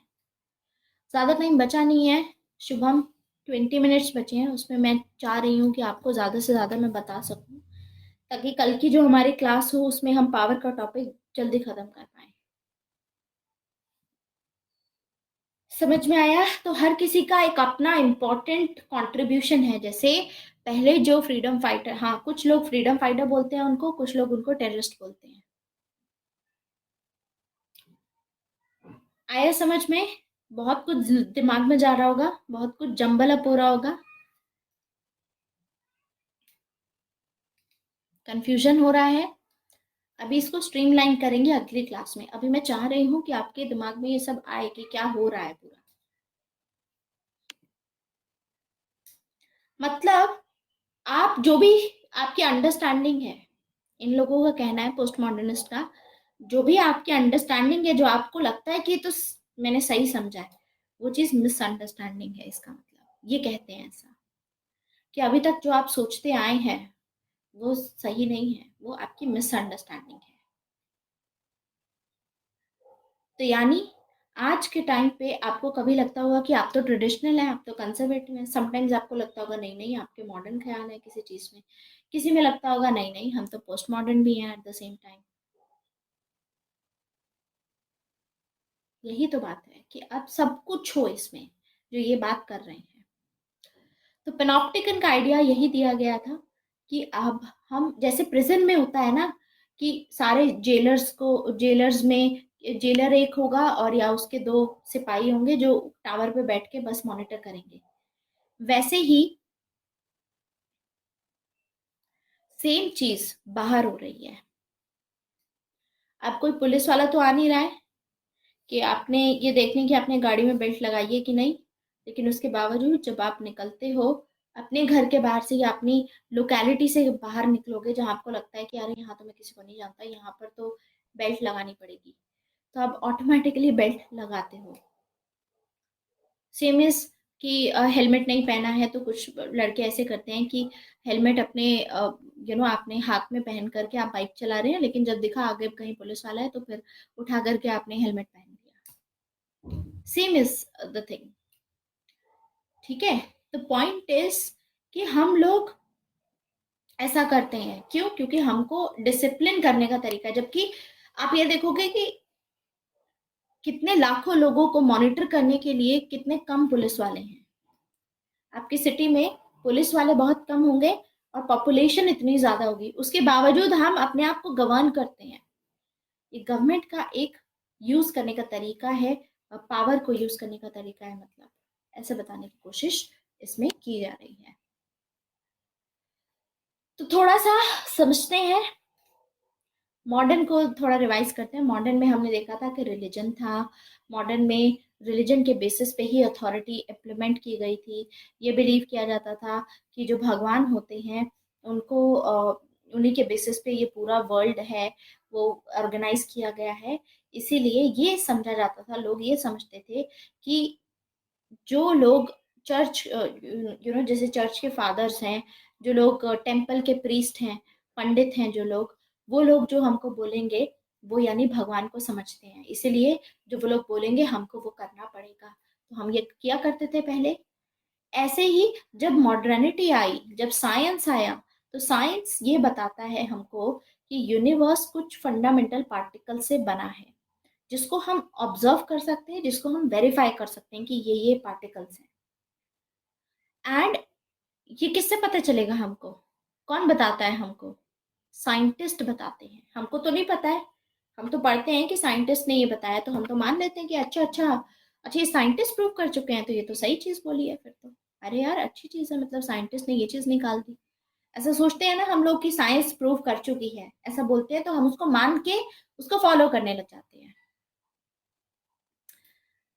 तो ये हुआ मॉडर्न का मतलब। पहले गॉड के बेसिस पे भी जब जब जो टेम्पल वाले प्रीस्ट थे, जो चर्च के फादर्स थे, वो बोलते थे तो हम फॉलो करते थे। जब साइंस आई तो साइंटिस्ट जो बोलते हैं वो आज हम फॉलो करते हैं। ऐसे ही आता है पोस्ट मॉडर्न। पोस्ट मॉडर्न में बोलते हैं कि कोई एक बिलीफ नहीं है अथॉरिटी का। ये ऐसा क्यों बताने की कोशिश की गई है? मैं आपको क्यों बता रही हूँ इतनी सब चीजें पोस्ट मॉडर्निज्म की? क्योंकि जब हम पावर की बात करेंगे तो हम ये बोलते हैं पावर किसके पास में होती है ना? स्टेट के पास में पावर है कि इंडिविजुअल के पास में पावर है, लोगों के पास में पावर है या स्टेट के पास? पूरा डिबेट चलता है। कार्ल मार्क्स बोलते हैं कि बुर्जुआजी क्लास के पास में पावर है। हॉब्स बोलते हैं कि पावर स्टेट के पास में होनी चाहिए अगर लोगों को अपनी जान बचानी है तो। जॉन लॉक बोलते हैं कि नहीं नहीं, पावर तो लोगों के पास में रहेगी, लेकिन क्योंकि इनकन्वीनियंसेस है तो थोड़ी बहुत आप डेलीगेटेड पावर दे सकते हो स्टेट को। तो ये जो चीजें चल रही हैं, उसी चीज में पोस्ट मॉडर्न बोलते हैं कि कोई एक सिंगल सोर्स ऑफ अथॉरिटी नहीं है।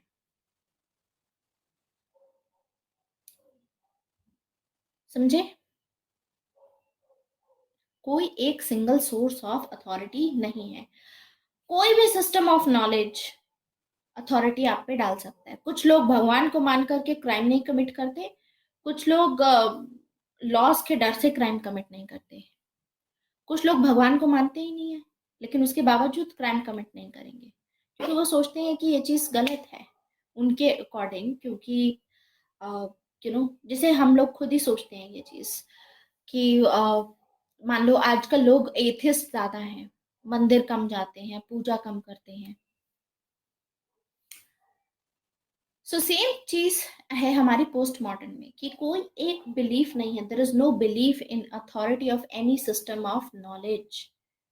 कि जो भी, चाहे साइंस हो, चाहे रिलीजन हो, चाहे कोई हो, किसी के पास में एक there is no belief in, they do not believe in authority of that particular thing. क्योंकि ये सभी के क्लेम्स को रिजेक्ट करते हैं कि जैसे गॉड बोलते हैं, पंडित बोलते हैं कि हम तुमको सच्चाई बता रहे हैं बालक, तुम कल को आईएएस बन जाओगे, तुम बस जाकर के यहाँ पर अपनी माता को, अपने पिताजी को लेकर के जाओ और यहाँ पर जाकर पूजा करके आओ सावन के महीने में, लेट्स से दैट।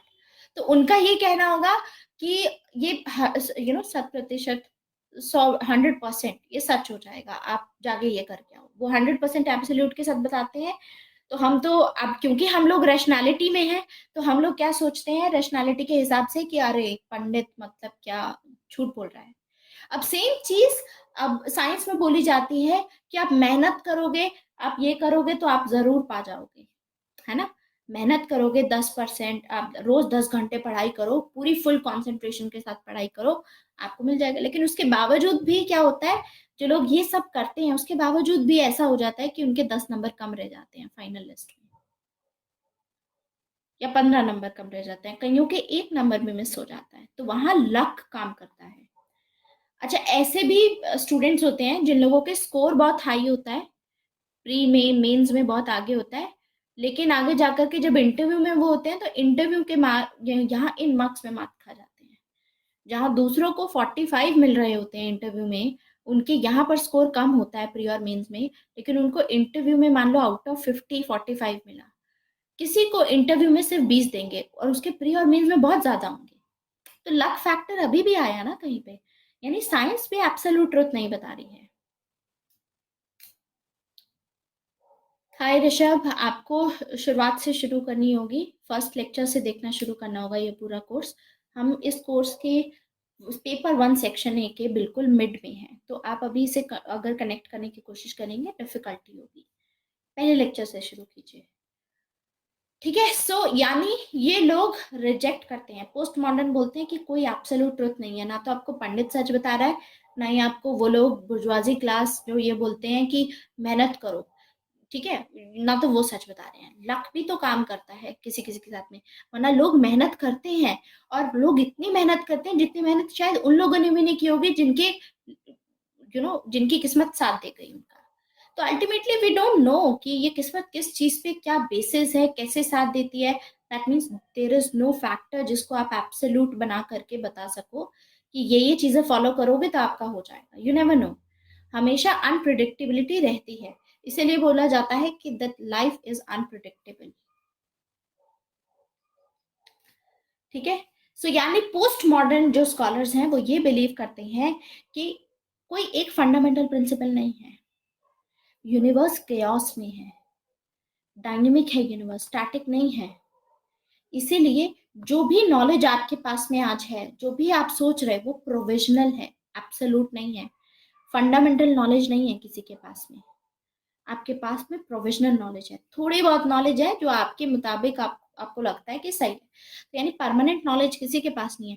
आज जो आपको परमानेंट लग रहा है हो सकता है आगे जाकर के वो बिल्कुल बेसिस ही खत्म हो जाए। जैसे आज हम बैठ करके आज के जमाने में 1,000 साल पहले जो लोग भगवान को माना करते थे, 1,000 साल क्या काफी टाइम, अभी 1,000 साल तो हुए भी नहीं है, 15th सेंचुरी तक जो लोग भगवान में मानते थे, भगवान के नाम पे सारे डिसीजन लेते थे, आज हम उन लोगों को सोच करके बोलते हैं कि वो लोग कितने बेवकूफ थे, कि मतलब ऐसी चीजें उन लोगों ने फॉलो की, क्या सोच के फॉलो की, उनको दिमाग नहीं था उनका अपना। हम ये सोचते हैं, जबकि हो सकता है हमारे आने वाली जनरेशन आज से 500 1000 साल बाद हमको बोले कि कितने बेवकूफ लोग थे, कि जब उनको पता था कि फॉसिल फ्यूल्स आपके पास में लिमिटेड है, उसके बावजूद ये लोग यूज कर रहे हैं, समझे। ये भी बोला जा सकता है, सेम चीज हम लोगों को बेवकूफ बोला जा सकता है। तो अल्टीमेटली एवरीथिंग इज प्रोफेशनल, उनके टाइम पे कोई और डिस्कोर्स रहेगा हो सकता है। तो यानी एक सच कहीं नहीं मिलेगा आपको, मल्टीपल सच है इस पूरी दुनिया में। हम जिसको सच मान लेते हैं, हम उसको सच मानते हैं जो मेजोरिटी के लोग बिलीव करते हैं। तो यानी ट्रुथ एब्सोल्यूट नहीं होता, ट्रुथ मेजोरिटेरियन होता है। अगर 50 बंदों में से 40 लोग मानते हैं उस चीज में तो वो सच बन जाएगा।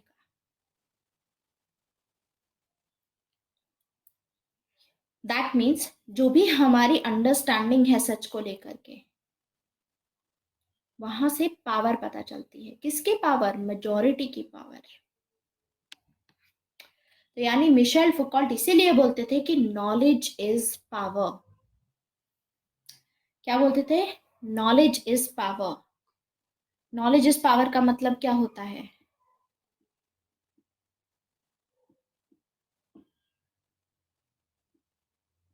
अगर आप मेजोरिटी लोग को मान लो आप 70% लोगों को दुनिया में कन्विंस कर दो किसी चीज के लिए, तो सारी पावर आपके हाथ में आ जाएगी। Knowledge is power. नॉलेज मतलब मेजॉरिटी को आप ये बता दो कि हाँ ये चीज सही है। समझे? So that is knowledge is power. अभी इसको टेक्निकल में नहीं बताया है, बहुत ही बेसिक लैंग्वेज में, लेमैन लैंग्वेज में मैंने आज आपको ये टॉपिक समझाया है, पोस्ट मॉडर्निज्म स्पेशली, क्योंकि पावर का टॉपिक इतना डिफिकल्ट नहीं है, पोस्ट मॉडर्निज्म ज्यादा इंपॉर्टेंट है हमारे लिए। तो हेट्रोसेक्सुअलिटी को, जो आपस में जो हस्बैंड वाइफ शादी करते हैं, उसको नॉर्मल माना जाता है, होमोसेक्सुअलिटी को अब नॉर्मल माना जाता है, क्योंकि मेजॉरिटी लोग हेट्रोसेक्सुअल है। तो नॉलेज इसीलिए प्रोविजनल होती है। जिस दिन मेजॉरिटी होमोसेक्सुअल बन जाएगी, उस दिन हमारी जो नॉलेज है हेट्रोसेक्सुअलिटी को देखने की, वो बदल जाएगी। तो यानी मेजॉरिटी जो आज के टाइम पे देखोगे, मेजॉरिटी लोग स्पेशली जो पार्लियामेंटेरियंस हैं, जितने लोग पार्लियामेंट में बैठ करके लॉज बना रहे हैं, जितने भी पार्लियामेंटेरियंस हैं, क्योंकि मेजॉरिटी सारे के सारे जो पार्लियामेंटेरियंस हैं वो हेट्रोसेक्सुअल हैं,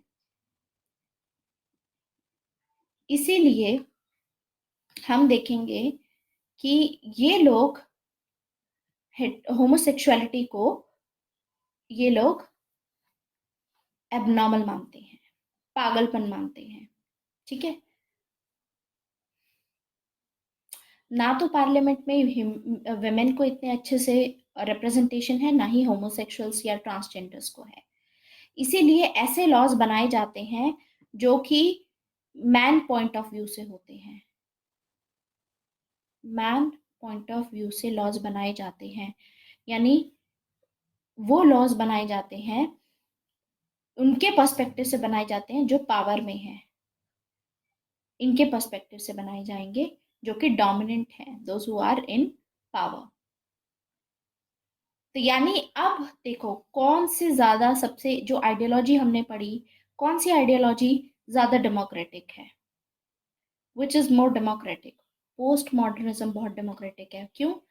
पोस्ट मॉडर्निज्म सबको इंक्लूड कर रही है, चाहे आप बुर्जुआजी क्लास हो, चाहे आप वर्किंग क्लास हो, चाहे आप मैन हो, वेमेन हो, होमोसेक्सुअल हो, ट्रांसजेंडर हो, सभी को इंक्लूड करके एक व्यू, एक फिलॉसफी दी गई है, that is post modernism. That is post modernism. और कौन कौन फॉलो है, इसके फॉलोअर्स हैं, कौन कौन एक्सपोनेंट हैं इसके? पहला मैंने आपको नाम बताया था, लियो टार्ड। दूसरे हैं मिशेल फुको, एंड एक और है Derrida, very important name. Derrida बोलते हैं कि किसी भी किताब को अगर आपको पढ़ना है, उसको मल्टीपल टाइम्स पढ़ो। डेरिडा डबल रीडिंग बोलते हैं, किसी भी चीज को पढ़ो तो डबल बार पढ़ो, आपको डिफरेंट डिफरेंट मीनिंग समझ में आएंगे। हो सकता है किसी ने लेटर लिखा है आपको, इमोशनल होकर के लिखा हो सकता है गुस्से में लिखा हो, तो उसको 2 बार पढ़ो। जब 2 बार पढ़ोगे तो डिफरेंट इमोशन से पढ़ पाओ, समझ पाओगे, तब ज्यादा अच्छे से आपको और क्लैरिटी आएगी, और सोच पाओगे कि क्या लिखा है, कैसे लिखा है, किस कॉन्सेप्ट में लिखा है। तो लियोटार्ड जो है, जो एक्सपोनेंट है पोस्ट मॉडर्निज्म के, लियोटार्ड बोलते हैं is very critical of Meta narratives. Meta narratives को लेकर के काफी क्रिटिकल हैं कि अलग अलग नैरेटिव्स हैं वर्ल्ड में, हर कोई स्टोरी टेलर है, हम लोग अलग अलग बातें कर रहे हैं, लेकिन जो मेजोरिटी लोग जिस पे मानते हैं उसको ट्रुथ मान लिया जाता है। तो ट्रुथ अल्टीमेट नहीं है, ट्रुथ एब्सोल्यूट नहीं है। ऐसे ही मिशेल फुकॉल्ट है, इनका, इन्होंने कॉन्सेप्ट दिया था, कॉन्सेप्ट ऑफ डिस्कोर्सेस, कि सच बताने का तरीका है। तरीका ऐसा होता है सच बताने का कि आधा सच बताओ और आधा छुपा लो।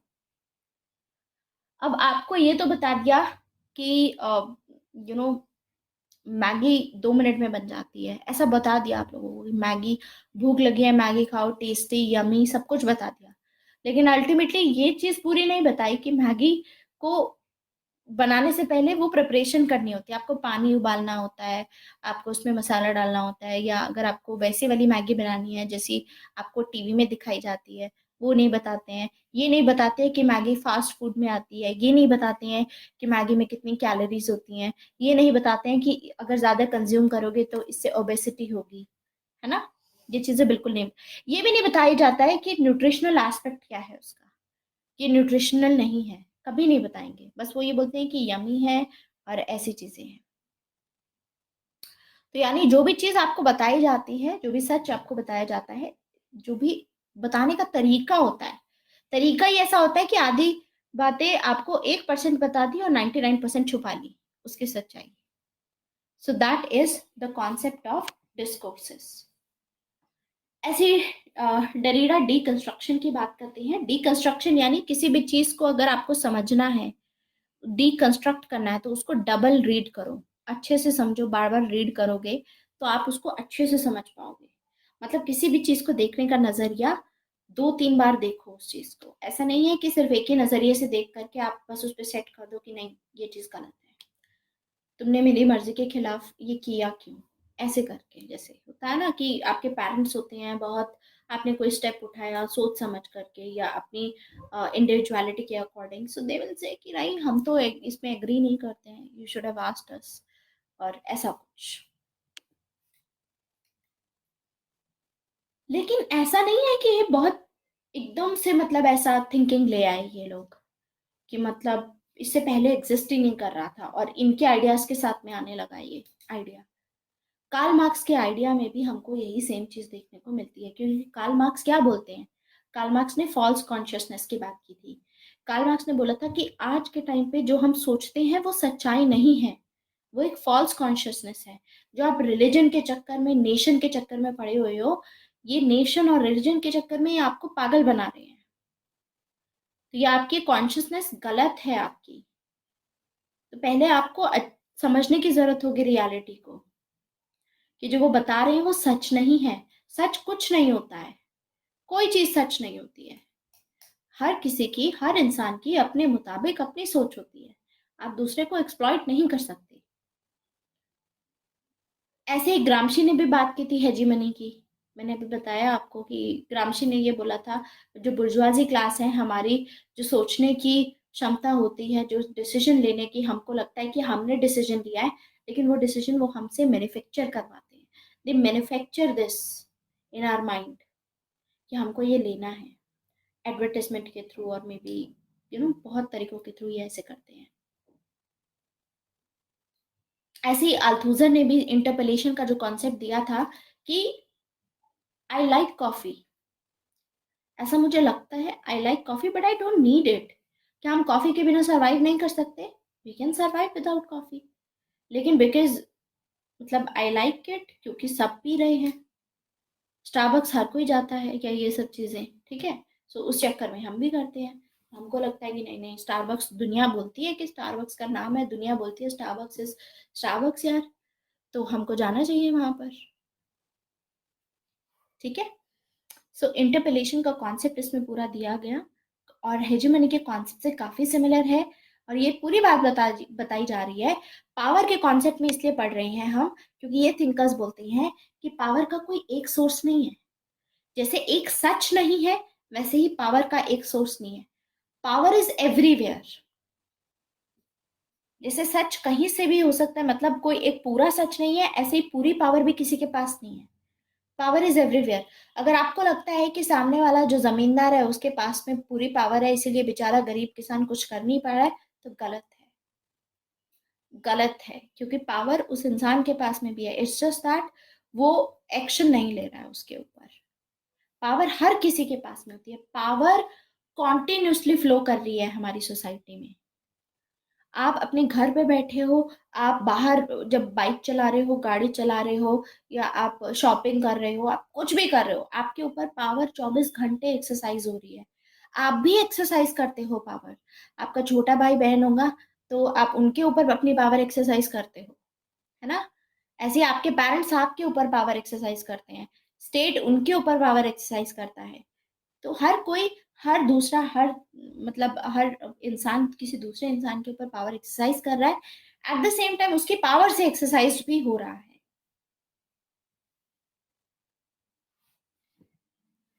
तो यानी उसके जो दिमाग में फिट किया गया है कि वो जो जो गरीब किसान है वो वीक है, इसलिए वो कुछ नहीं कर सकता। वो इसलिए फिट किया गया है कि उसको लगता है कि ये सच है कि अगले के पास यार पैसा है, वो मानते हैं कि हाँ उसके पास पैसा है, उसके पास मतलब सच ही बोल रहा होगा या जो भी है, काइंड ऑफ थिंग, जो भी है। तो पॉइंट इज पावर ऐसे एक्सरसाइज होती है। तो जब तक आप उसको क्वेश्चन नहीं करोगे, आपको पता होना चाहिए कि पावर इज एवरीवेयर। एक पोजीशन पे हम पावर को नहीं रख सकते कि सारी पावर स्टेट के पास में है, लोगों के पास में भी पावर है। तो ये कहने का तरीका था, क्योंकि अभी हम देखेंगे, अभी तो हम ना आगे पढ़ेंगे, जैसे अभी हम थिंकर्स पढ़ेंगे आगे, तो एक स्कॉलर आते हैं एलिटिस्ट स्कॉलर। एलीट स्कॉलर का कहना है कि इस पूरी दुनिया में कोई भी कंट्री में जाओगे, पावर हमेशा अमीर लोगों के पास में होती है। अमीर लोगों के पास में पावर होती है, जो अमीर लोग होते हैं वही सारे डिसीजंस लेते हैं। जैसे इंडिया में भी डेमोक्रेसी के नाम पे हमको लगता है कि हमारे पास में पावर है, जबकि हमारे पास में पावर नहीं है। हम लोग तो सिर्फ इलेक्शंस में इन्हीं एलीट क्लास को चूज करते हैं। क्या है, सारे एलीट क्लास का पार्ट है ये। एलीट या तो एक एलीट आएगा या दूसरा एलीट आएगा पावर में, लेकिन पावर में हमेशा एलीट ही आते हैं। तो गरीब इंसान कभी पावर में नहीं आएगा, ये एलिटिस्ट का कहना है। ऐसे ही दूसरे हैं, जैसे कि पावर अपीयर होती है, जब सब लोग अपनी पर्सनल स्फीयर में चले जाते हैं तो पावर डिसअपियर हो जाती है, ये कहती है हैना अरेंट। उनका अपना परसेप्शन है। लिबरल के अकॉर्डिंग पावर किसके पास होती है? लिबरलिज्म के अकॉर्डिंग पावर लोगों के पास में होती है। जॉन लॉक ने क्या बोला था कि लोगों के पास में पावर रहेगी, स्टेट के पास में तो डेलीगेटेड पावर है, असली पावर लोगों के पास में है। हाँ जी, अभी आ रही है आवाज? तो लिबरल्स के अकॉर्डिंग पावर किसके पास में होती है? लिबरल बोलते हैं कि लोगों के पास में पावर होती है, क्योंकि स्टेट के पास में जो पावर होती है वो सिर्फ डेलीगेटेड पावर है। ऐसे ही कार्ल मार्क्स बोलते हैं कि पावर तो बुर्जुआजी क्लास के पास में होती है। तो यानी अलग अलग थिंकर ने अलग अलग चीजें बोली। अब उसी में आगे मिशेल फुकॉल्ट आएंगे पोस्ट मॉडर्निस्ट थ्योरी में, और मिशेल फुकॉल्ट बोलेंगे कि पावर सभी के पास में होती है। तो अलग अलग थिंकर्स हैं, अलग अलग अपनी अपनी थ्योरीज दे रहे हैं। और मिशेल फुको बोलते हैं पावर इज एवरीवेयर, पावर हर जगह प्रेजेंट है। इसको फर्दर डिस्कस करेंगे आगे। आज सिर्फ पावर का स्टार्ट किया है हमने, एक डिबेट समझा, पोस्ट मॉडर्निज्म में आइडिया समझा हमने, पेनॉप्टिकॉन और ये सभी आइडियाज देखे हमने। फर्दर इसको एक्सप्लोर करेंगे कल, ठीक है? This is it for today. Thank you very much, bye bye. हाँ जी, डाउट क्या है Shubham?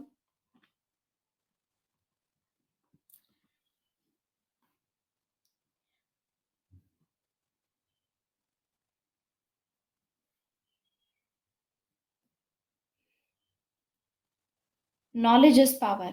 Yes.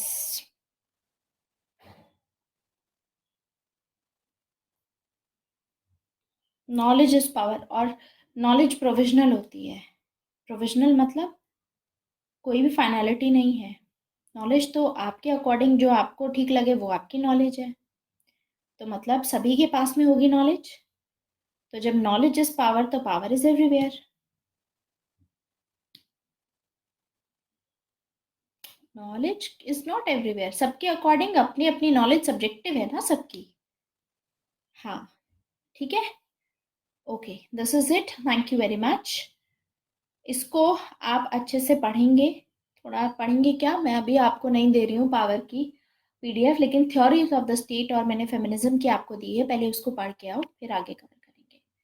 Thank you very much, bye bye.